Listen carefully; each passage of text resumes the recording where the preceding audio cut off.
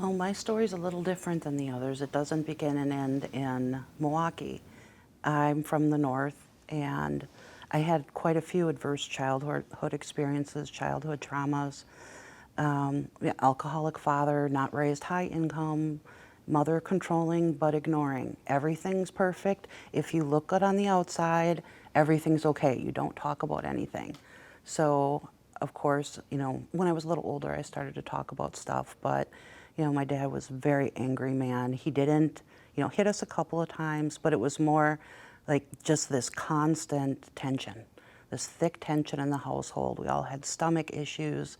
He hit my brothers a few times, but it was just that sense of always walking on eggshells, being around him, that you didn't know if he was really going to beat you with the belt this time for nothing because you were dancing and playing like a kid and he was getting off a hangover, and my mom ignoring that he was an alcoholic and being gone, so I was taking care of my younger brother.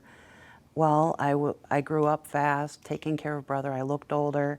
I had the neighborhood, guy my mom's age coming over telling me what a nice little body I had and things like that. I was molested by a cousin. I could never tell my mom that. It would have been my fault. I was date raped, couldn't tell my mom that. It would have been my fault. You're the girl, you have to be stronger. You can't expect too much from men. Well, I managed to get through it. I went to college, found some good friends, some good counselors, and met a guy, married him. And when I was 6.5 months pregnant, he was studying to be a cop. He wanted to be a state trooper, and I helped him get through that. He was a lot like my father, but I didn't think so. He drank a lot, got stupid, and basically never grew beyond 22 years old.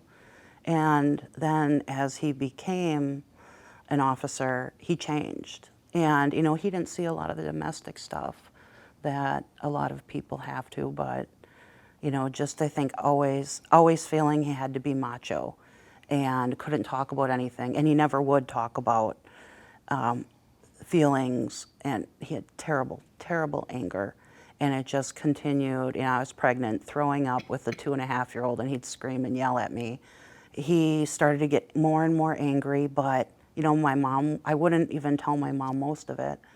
But, well, he didn't beat you. He's not beating you. Oh, look, you live in a nice house. You guys are finally making a decent income as I'm working full time as a librarian. I'm taking care of 2 kids. I'm doing all the housework, all the shopping. I have to take the kids with me shopping because they're both deathly afraid of him. And my 5-year-old son, and there would be times where my daughter was, like a year and a half old, he would be holding her, slamming her down into her crib because she'd be screaming all night. We didn't know she had constant ear infections. And, one day he could handle it. The next day he'd be putting her down in her crib hard, and I was worried he was going to kill her. But he was a cop, and he'd say, nobody's going to do anything. You can't call anybody on me. Or he'd be 2 inches from my face, 6'4", with, weapons all over the house, and I never touched you. You can't say I touched you. Lots of psychological trauma, telling me I'm too fat to be attractive, constantly talking about all these other women, but yet then forcing me to have sex so he wouldn't, which I've never really admitted to anybody, that I just would give in because it was easier.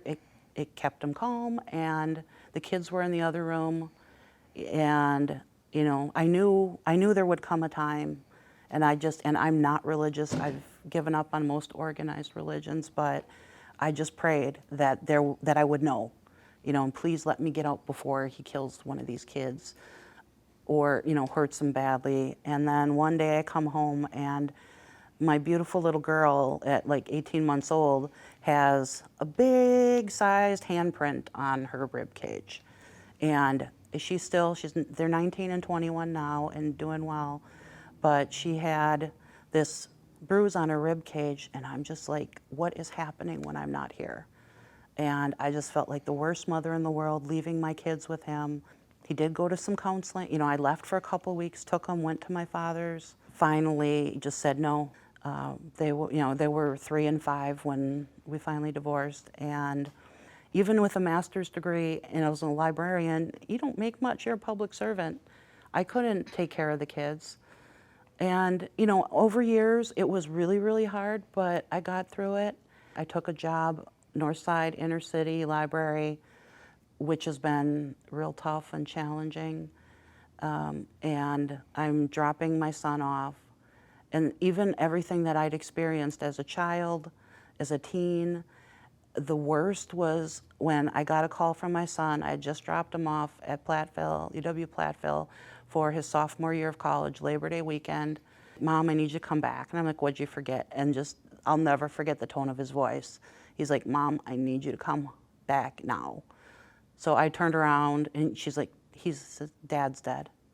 And I'm thinking he's a cop. He had not a lot of near misses, being hit by cars, shootings, things like that. I flew back, I don't know, how fast, with my mind racing. And at this point, my daughter's not as affectionate as she was when she's young. She held my hand, but I'll never forget her calling her dad to see if he was still alive.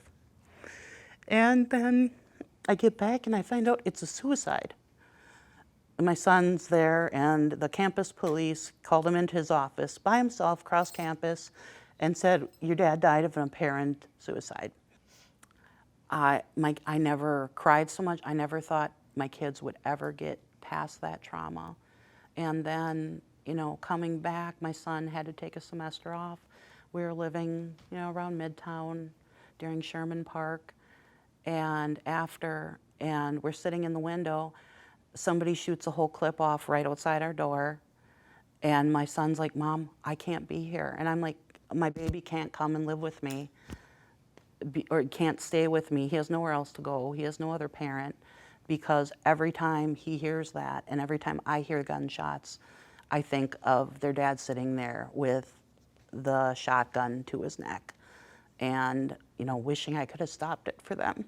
And now I deal with, gunshots and people coming in and threatening to shoot me on a daily basis. Libraries are not calm and quiet. I can't call the police for most of it because they're just threatening. And my son said to me the other day when I was on vacation, Mom, I need you to get out of there before you get killed too.